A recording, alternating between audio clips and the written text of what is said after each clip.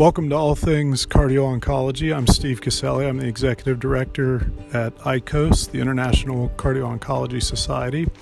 And today we're here for a special edition of our podcast with two of our dear friends and global leaders in cardio-oncology, Dr. Trishun Singh, who's the President of ICOS of South Africa, and Dr. Sebastian Szmit, who is the President of ICOS Poland.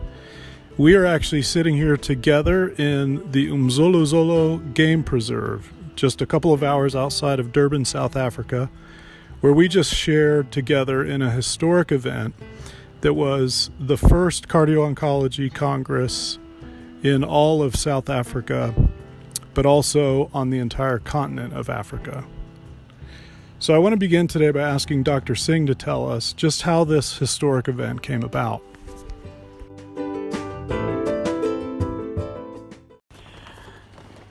Thank you, Stephen.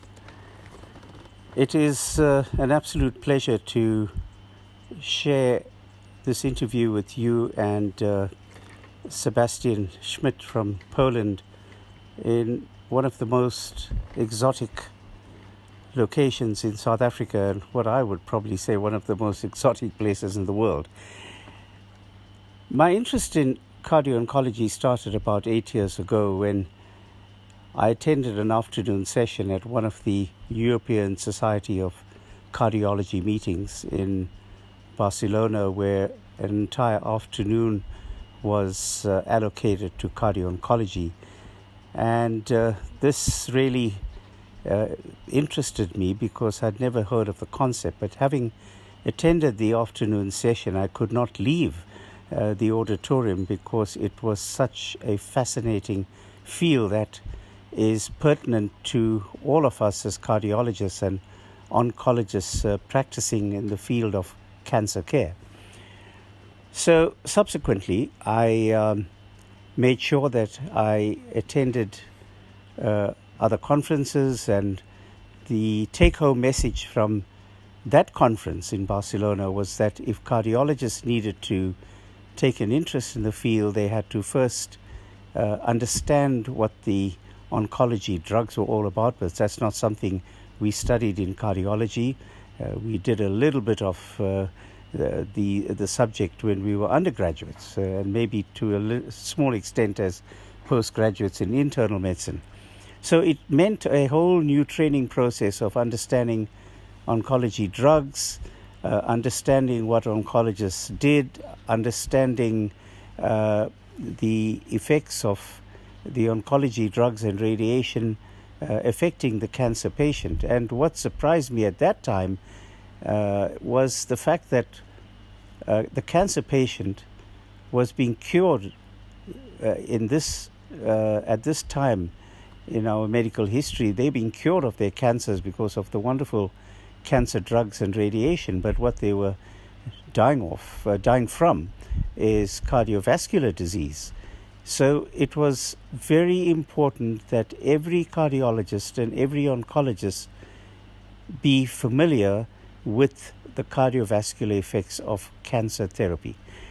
So I made it a point of doing a lot of reading, attending conferences, attending oncology seminars, attending journal clubs, and slowly beginning to understand the field. Of course, to try to get the message across to the oncologists was difficult. It is still difficult trying to convince oncologists that certainly in my country, that there is a cardiovascular problem arising from cancer treatment. So that's how it started. And as I progressed in my interest in cardio-oncology, I did not see any representative from the African continent at any of the big international conferences that I attended, whether it was in Israel, Washington, London, and so on. And I then decided that oncology cancer is a big problem in South Africa and certainly the African continent, as is cardiovascular disease. So with both these problems that we have, cardiovascular disease and cancer, it was absolutely mandatory that cardiologists and oncologists get to understand this field, because we need to make sure that our cancer patient has the optimal outcome from their cancer treatment. No use them being cured of their cancer and in fact succumbing to a cardiovascular problem. So nobody else in South Africa, certainly, and nobody else in the African continent was taking an interest in the field. So I took it upon myself to start the society and form COSOSA, which is the Cardio-Oncology Society of Southern Africa.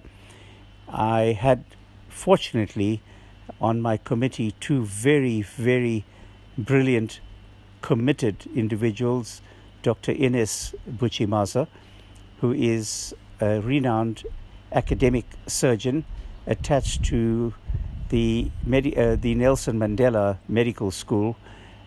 She's a breast surgeon involved with breast cancer surgery and endocrine surgery, and also chairperson or president of the Durban Breast Cancer Forum. And I also had on the committee Dr. Ria David, also a very renowned medical oncologist, and in fact the only medical oncologist in our province of KwaZulu-Natal that comprised 12 million people. So that's how we started the society. We registered it as a non-profit making organization. We had to get the bank account open, and of course the most important thing was to get the funding. So it was a slow process. We've succeeded, and it's culminated in having or hosting the first cardio-oncology meeting in Durban, and in fact the first cardio-oncology meeting on the African continent on Saturday the 7th of March 2020, which is 2 days ago. And we were very, very fortunate to have Professor Sebastian Szmit from Poland, who heads and leads the cardio-oncology program in Poland. And we're very fortunate, Stephen, to have you here as the CEO representing ICOS. And we also were very fortunate to have two renowned international speakers who in fact both represent ICOS, which is the International Cardio-Oncology Society. That's Professor Daniel Lenihan from Washington University, St. Louis, who did a presentation via satellite connection, and also Professor Eric Harrison from Tampa, Florida, who also serves as a senior executive on ICOS. And so we had a very good representation from the international fraternity of cardio-oncology and had some very good speakers from South Africa. So that was the beginning, culminating in our meeting on Saturday, and it's just the beginning of many, many more meetings.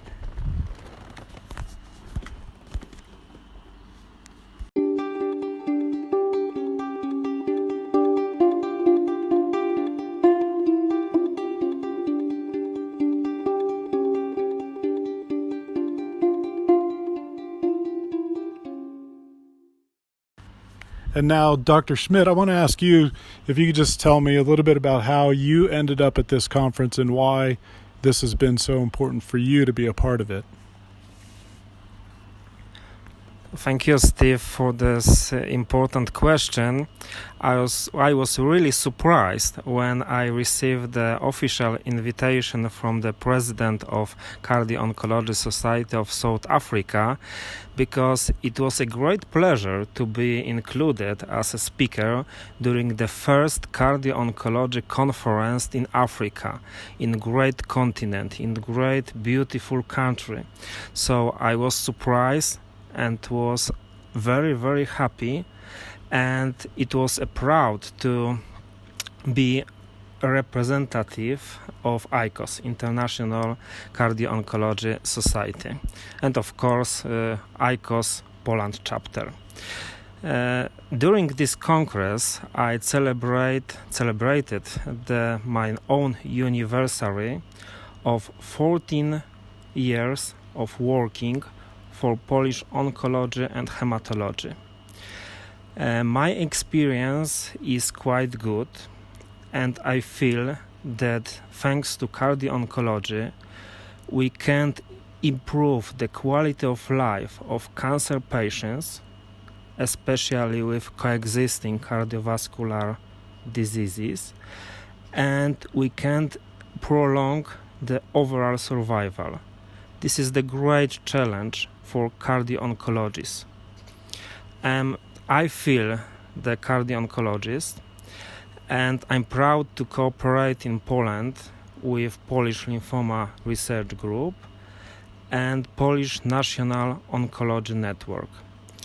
We have the great society, great cardio-oncologists included in the management of cancer patients with different problems, cardiovascular problems, during or after anti-cancer therapy. And during my lecture, I could show my own data regarding cardio-oncology effects of lymphoma treatment and renal cell carcinoma treatment.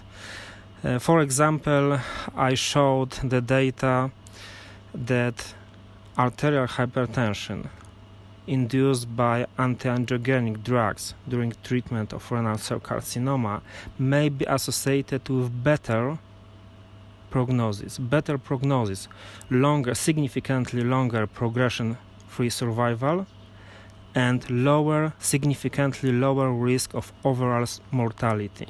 This is very important because we can show that thanks to cardio-oncology, we can't observe the bigger benefit.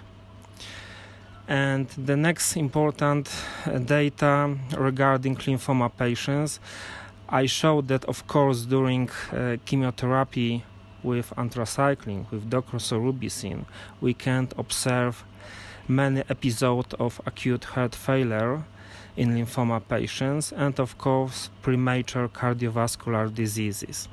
But when we use the special cardioprotective strategy with liposomal doxorubicin, with beta blockers and ACE inhibitors, we can't minimize the risk of cardiovascular mortality and acute heart failure development.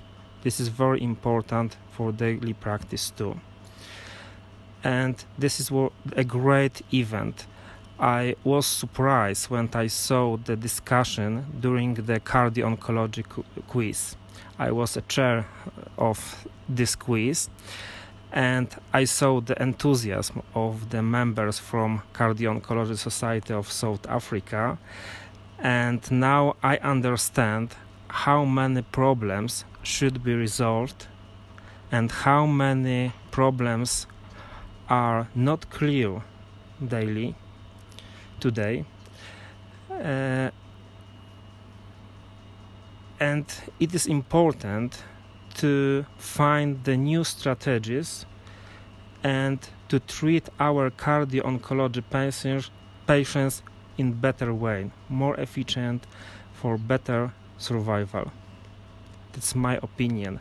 And in my opinion, Cardio-Oncology Society, International Cardio-Oncology Society, ICOS, is the best way to combine all cardio-oncology activity from the world, from all continents. Excellent. Thank you, Sebastian. So, Dr. Singh, I wonder if you could tell us why you think meetings like this are so important for the advance of cardio-oncology and the work of ICOS. Thank you, Stephen. Cardio-oncology is a universal problem.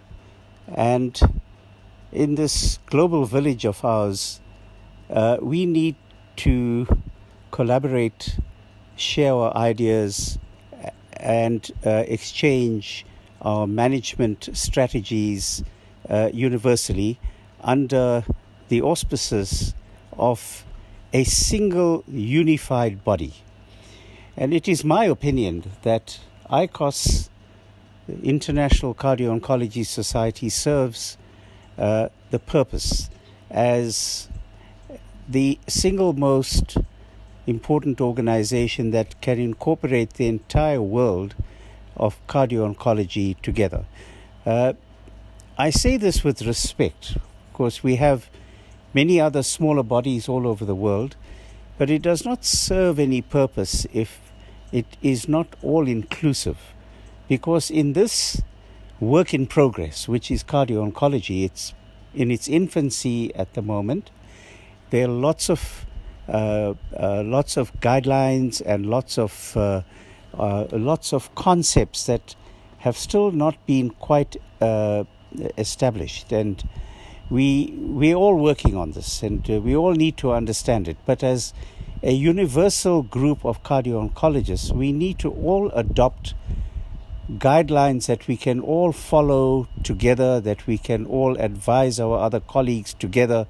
So we need a single unified body that can do that. If we're going to have smaller bodies that are diversified, I feel that it just adds to a problem of creating more problems, especially when we're trying to establish guidelines not just for breast cancer or prostate cancer, and it's not just about the anthracyclines or Herceptin. Today we know that, in fact, almost every set of oncology drugs, including radiotherapy, all have cardiovascular problems. But the guidelines are not so clear-cut for many of the other cancer drugs other than the anthracyclines and Herceptin. And I must say, even with those sets of drugs, we need clearer guidelines. Furthermore, the very concerning aspect of care is the survivorship of childhood cancers. That is really worrying, and it is of huge concern that here is a massive number of childhood cancer survivors who have overcome or been cured of their cancers in childhood very successfully from very successful cancer drugs and radiotherapy, but are presenting in adulthood earlier than their non-cancer counterparts with cardiovascular problems, namely cardiac failure and ischemic heart disease. But here again, how often do we have to follow these patients up? Is it cost effective? Do we see them every 2 years after they've completed therapy? Do we see them every 5 years after they've completed therapy? Or how often should? So we need to get clearer guidelines in a most cost-effective way as to how we follow these childhood cancer survivors. And similarly with the adults, we need clearer guidelines. And I must say that we are very grateful to ICOS in doing a great piece of work. And one of those organizations internationally that's trying to be inclusive, to incorporate almost every major cardio-oncology society on every continent. And you have Stephen, together with Dan Lenihan and with Eric Harrison, are doing a great job in trying to achieve just that. And we are very proud to serve under this banner, this organization, and which we all need to develop and progress together. Thank you so much, Trishun. Dr. Singh, one of the things that impressed me in being here was some of the unique challenges that you all face in cardio-oncology because of the resources or the limited resources that you have available. Can you talk a little bit about that? Thank you, Steve. Yes, that is a massive problem. In South Africa, we have a population in total of about 60 million people. Only 9 to 10 million of the 60 million have some kind of health insurance. We have a problem with unemployment, which is massive. We have a problem with resources. We have a problem with government resources for healthcare. And all of these things pose a massive challenge with regard to managing the oncology patient and the cardiac patient. We have a big problem just managing either of those diseases. In other words, our cancer patients and our cardiovascular problems. And I say this because not only do we have limited resources with regard to the kind of tertiary care that is available for 60 million people, but we also have scarce resources with regard to the professional people involved in these fields. As an example, we only have about 200 oncologists in all of South Africa. We have the majority of these professionals dealing with cancer are radiation oncologists. The medical oncologists comprise only 30. That's 30 for 60 million people. As I said, one of my co-directors in the COSOSA Society, Dr. Ria David, is the only medical oncologist in the province of KwaZulu-Natal that comprise 12 million people. With regard to cardiologists, we also have both in the state sector, that's the government sector, and in the private sector, about 200 cardiologists. Of the 200 cardiologists dealing with 60 million people, only 85 to 90 are actually interventional cardiologists. So you can see the massive problem that we have. But in saying that, we all have a responsibility to also care for the cardio-oncology patient, despite the challenges that we have with either disease, namely oncology patients and cardiac patients.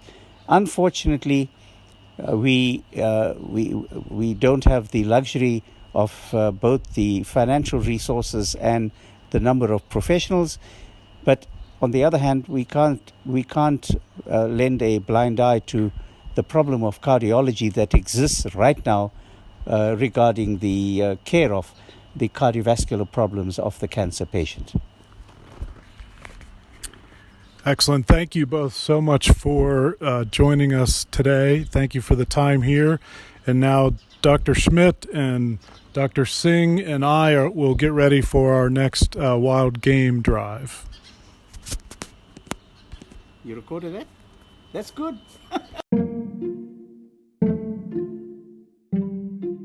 If any of our listeners would like more information about ICOS, you can go to our website, ic-os.org, and there you'll find a number of helpful resources.